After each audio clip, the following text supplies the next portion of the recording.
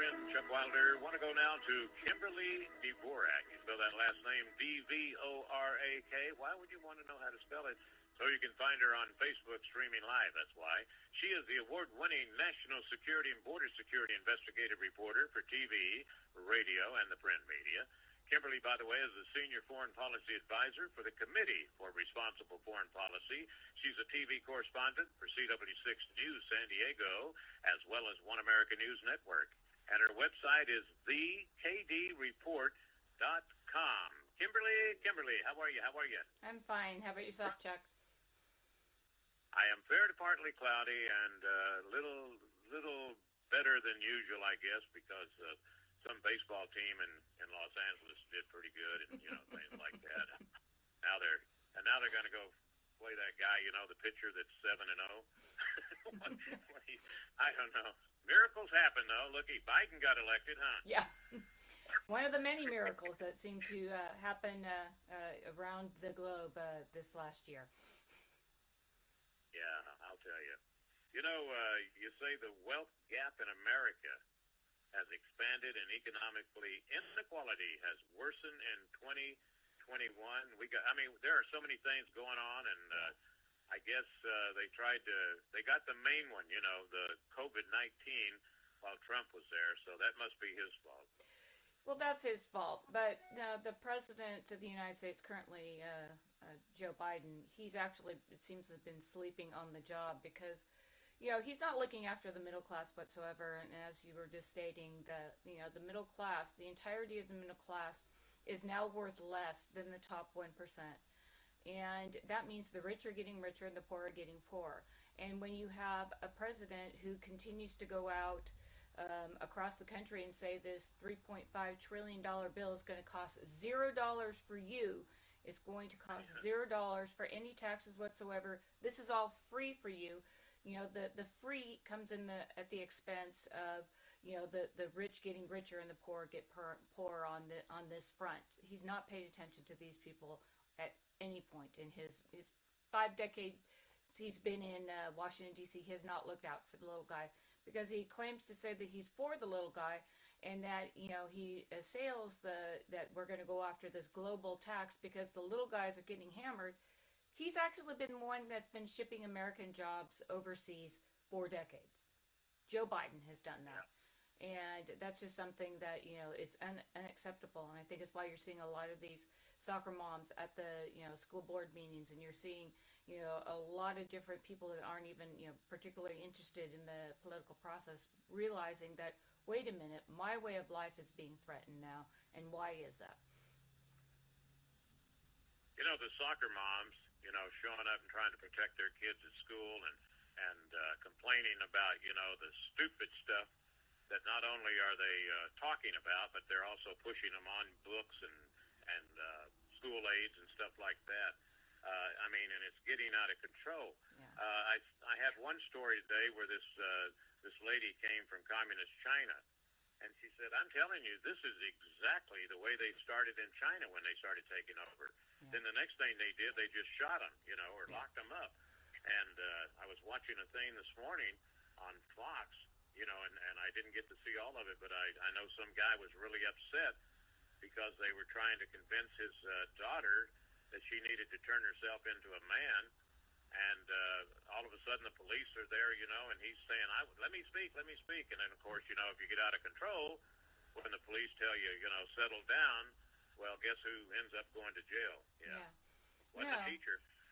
Yeah, but this is kind of the boiling over part in this country. Yeah. If we're not careful, we will be in some form of civil war here because you really have got the haves versus the have-nots, and you've got people out there, you've got parents who are just struggling to raise their children, not only just being able to put a roof over their head and feed them lately, but being able to know that they can send them to school and knowing that at the end of the day they come home and they're actually learning something. You've got school boards all across the country saying, we're not going to offer, we can't do a failing grade. No Fs. No more Fs. Everybody gets a passing grade. Well, at what point does that stop? Are we going to discourage any kind of academic prowess?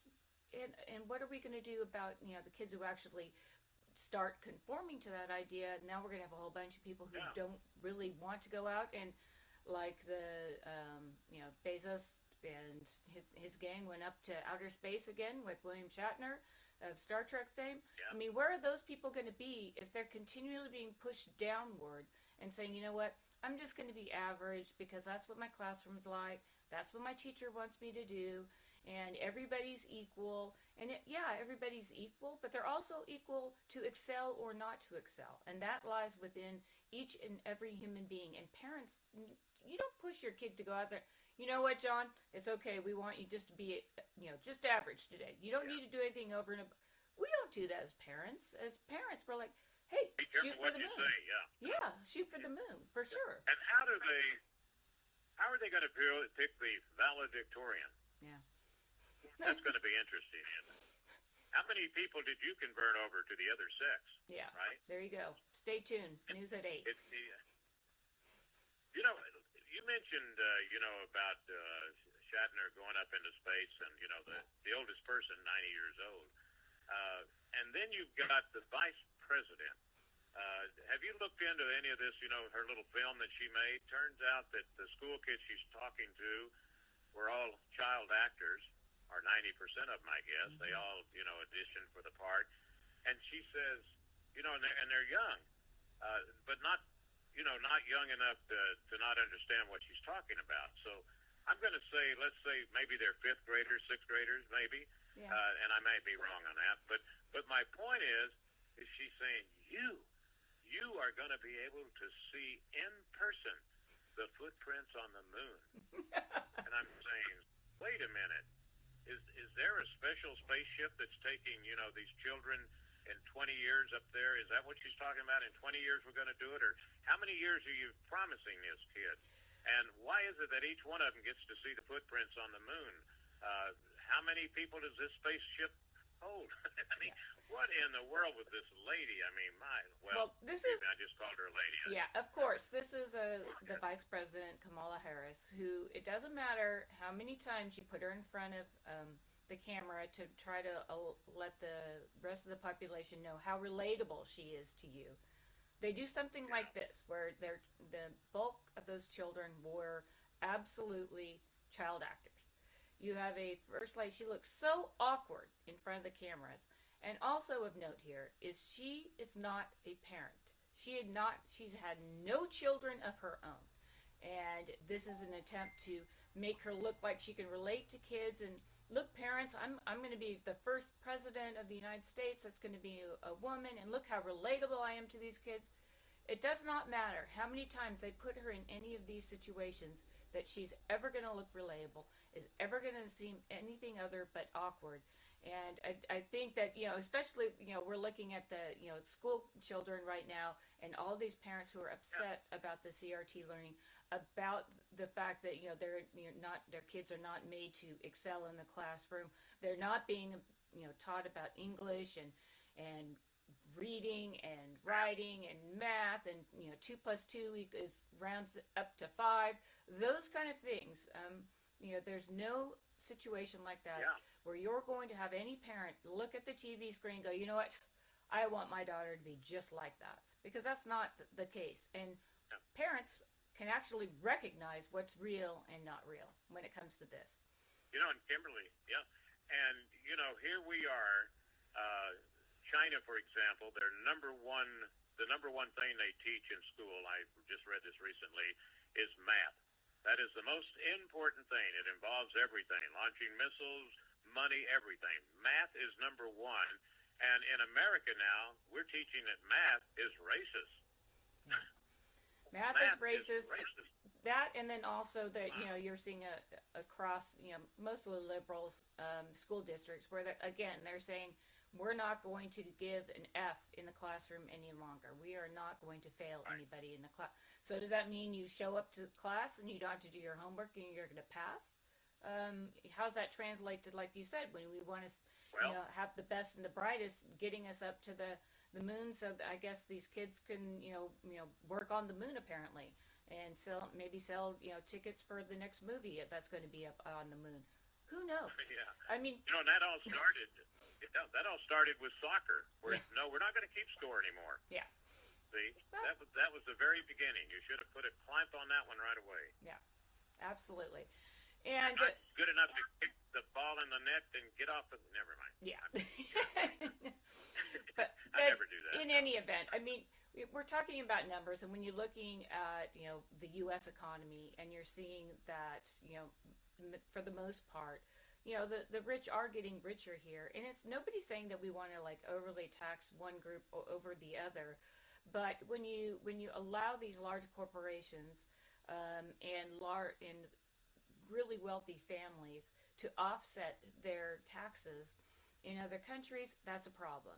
When you see people who, like, Bill Gates, who comes out and he said, well, you know what, I'm putting my entire, wealth system into a trust, so I'm not going to pay taxes from here to eternity.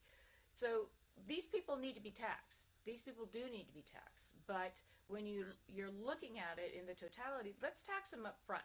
Let's get them while they're here. They're making, billions of dollars every year. Look at Bezos. He pays, very little in taxes.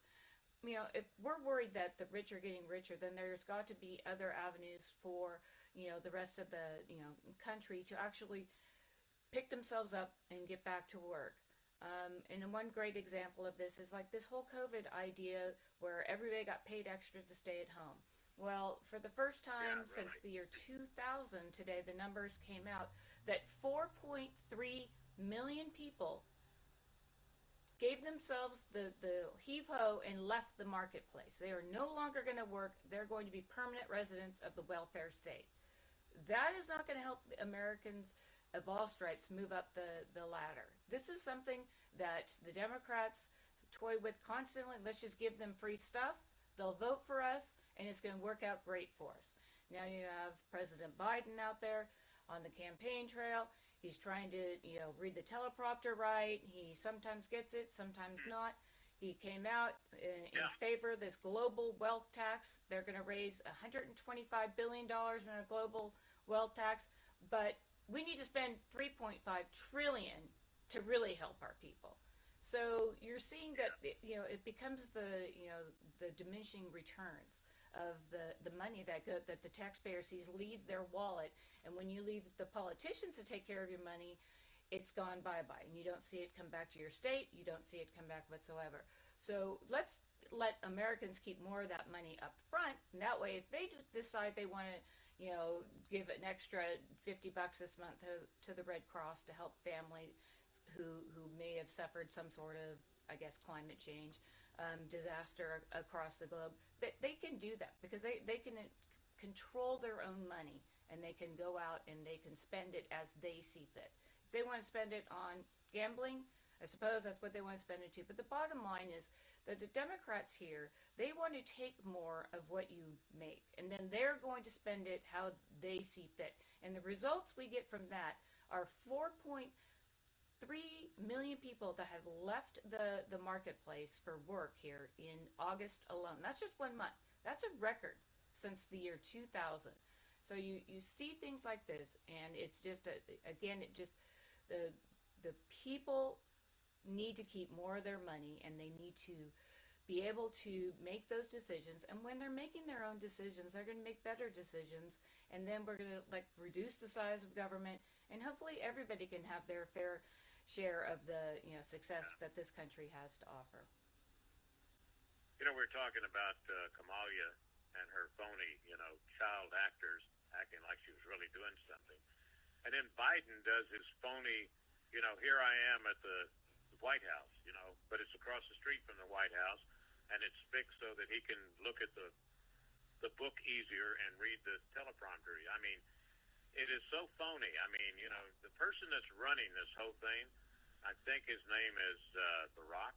I'm not sure, but anyway, I'm getting more convinced every day, Kimberly, that Barack Obama is the guy behind the whole thing. When I see this many people, foreign people coming into this country, and how he was really into that, and all the other things, it's just, wow. Well, Let me ask you something. Go ahead. Go ahead. No, I was just going to say. You mentioned, I want you to go first. I was just going to say that with the Barack Obama statement, we're seeing the same people in, surrounding Biden as we are Barack Obama. So that's a very good educated guess on your behalf. And especially, with the people coming into the country. Yeah. He was all for that. Remember how he got all upset when Trump shut off those certain countries coming in here because they were related with terrorism, and now, thank goodness, the Afghans have no terrorism. Okay? Yeah, thank goodness. We should all be able to sleep at night. We're going to be taking a break here in just a moment. In your report, you say adding insult to America's middle class is the Biden administration is hell bent on charging a global tax. Okay, a global tax. Which we're going to be involved with. Tell me how that works when we come back, all right? I want to remind you listeners that Kimberly Dvorak, streaming live. Kimberly Dvorak, and I was talking about the global tax, okay? And you're saying adding insult to America's middle class is the Biden administration hell-bent on charging a global tax. Is this sort of like, hey, we're going to cure global warming, and all we have to do is spend some more money, and that's going to take care of it. And, of course, all the money has to go to the poor countries that's polluting. Yeah. Is that sort of what's going to be happening, is that we're going to be stuck with a bill? This is a little bit of a different kind of tax. It's actually, this falls under, an outside group called the Organization for Economic Cooperation and Development. And this organization is going to be reportedly working with the Biden administration, who gave it the complete thumbs up here, that corporations who look to relocate their corporations in lower tax countries, they will get hit with this 15% tax. Now, the money, and this is where things get a little vague, the money, it doesn't exactly stipulate where these funds will be going. So we don't know if it's going to be going to poor countries. We don't know if it's going to be going to America's middle class. We don't know if it's going to be going to Hunter Biden's artwork. We don't know where that money is going to go. I was going to say that. So the art gallery, yes. Yeah. So we just don't know enough about this, and this is kind of the slippery slope, and it's why the United States doesn't participate with the Hague in sending war criminals off to the Hague. George W. Bush would have been the first president tried over there had we belonged to an organization. But because the United States tends to be a pretty, law and order, rule of law country, then, we feel that we can, throw ourselves into the legal system and, dispense justice, which is largely true. So getting involved in something like this means the United States is going to be relinquishing billions of dollars to other, a UN-like organization. Well, the UN hasn't really worked out to our benefit really all that much. So what is this going to be? Because they'll be taking tax, and they'll be taking it out of, the United States corporations, EU corporations. It doesn't matter who they are. They'll be taking it out of those corporations. But we've got a country where the roads and bridges are falling apart. Our infrastructure is, horrific. We've got, 11 million jobs apparently that are out there that are open.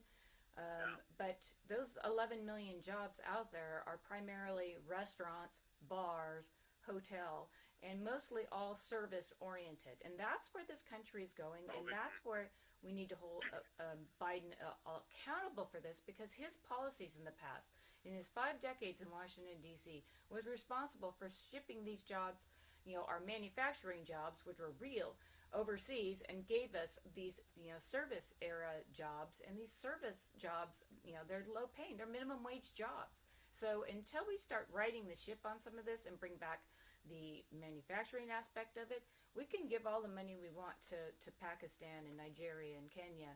They're not going to live up to our standards, and I think that taxpayers ought to be really leery about what countries we're giving our money away to, especially when we're getting poorer as a result of it. Yeah. And, and a lot of those countries, you just think about, when it comes to money, they're not investing in a big military or fighting the wars like we do either. No. You know what I mean? No. Why should they? Yeah.